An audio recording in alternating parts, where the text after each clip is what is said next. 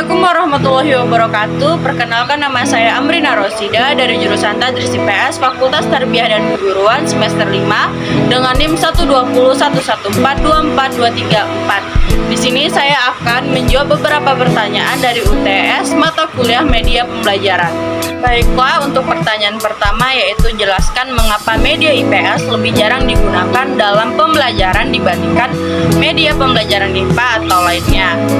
Menurut saya, mengapa media IPS lebih jarang digunakan dalam pembelajaran? Karena di dalam IPS sendiri media pembelajaran itu tidak harus dibuat, karena di sekeliling kita ini bisa dijadikan dalam media pembelajaran IPS, sementara pembelajaran IPA cenderung lebih harus menggunakan alat peraga.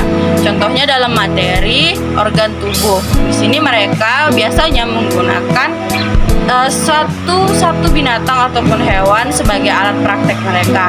Sementara IPS ini media pembelajarannya cenderung lebih tersirat. Itu menurut pandangan saya. Baiklah, pertanyaan yang ketiga yaitu jelaskan isu atau masalah dalam pengembangan media pembelajaran IPS di kelas ataupun sekolah.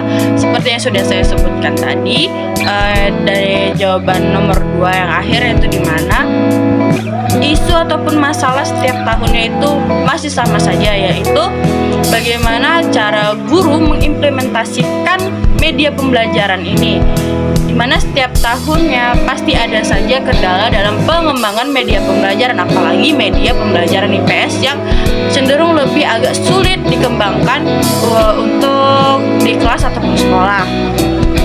Nah, salah satu masalah yang sering terjadi yaitu gaptek ataupun masih kurang mengetahui apa itu media dalam pembelajarannya sebenarnya, dan guru-guru yang terdahulu ataupun guru-guru yang sudah menjabat lama ataupun dalam arti kata lain, dalam arti atau kata lain itu kedua, mereka cenderung lebih susah menggunakan teknologi-teknologi yang ada pada zaman sekarang, sehingga itu menghambat untuk pengembangan media pembelajaran di suatu kelas ataupun suatu sekolah. Nah, kemudian untuk pertanyaan yang kedua yaitu jelaskan mengapa media pembelajaran IPS yang pernah ditemui cenderung kurang menarik perhatian siswa. Dari semasa saya sekolah dulu, yang pernah saya alami mengapa media pembelajaran IPS ini lebih tidak menarik perhatian siswa. Di sini ada problemnya itu biasanya terletak pada gurunya yang kurang menguasai media pembelajaran, dan media pembelajaran IPS ini cenderung mereka lebih menggunakan pada media visual. Nah, di visual ini juga biasanya itu saja, tidak ada perubahan sama sekali, hanya menampilkan gambar saja dan kemudian dijelaskan kembali oleh guru, yang mana metode pembelajarannya yang digunakan adalah metode ceramah. Di situ makanya media pembelajaran IPS itu cenderung kurang menarik perhatian siswa. Maka dari itu untuk kedepannya guru-guru ini melakukan pelatihan tentang media pembelajaran yang cocok digunakan untuk mata pelajaran masing-masing, seperti IPS yang biasanya hanya digunakan media visual saja. Nah, namun sekarang kebanyakan sudah menggunakan media audiovisual, yang mana tidak hanya menampilkan gambar, tapi mereka juga menampilkan suatu video yang akan menarik perhatian siswa untuk mempelajari tentang apa saja yang ada di IPS tersebut. Pertanyaan yang keempat, jelaskan jenis-jenis media pembelajaran IPS dan penggunaannya. Media pembelajaran ini ada 3 jenisnya. Yang pertama yaitu media audio, yang mana audio ini cenderung lebih ke suara, seperti kita mendengar radio ataupun rekaman suara lainnya.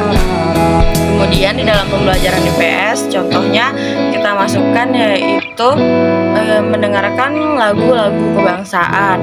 Kemudian yang kedua yaitu media visual, yang mana visual ini dapat dilihat namun dia tidak seperti video, yaitu yang contohnya tersebut adalah seperti gambar, foto ataupun miniatur. Contoh pembelajaran IPS di sini kita mengamati candi. Jadi di sini media yang kita gunakan di media visual ini seperti miniatur candi. Salah satunya Candi Borobudur. Itu miniatur Candi Borobudur yang kita amati untuk pembelajaran IPS tersebut. Dan yang ketiga ataupun yang terakhir adalah media audiovisual, seperti contohnya adalah video. Yang dalam pembelajaran IPS adalah kita menggunakan media audiovisual ini seperti menonton rekaman ataupun film dari G30 SPKI.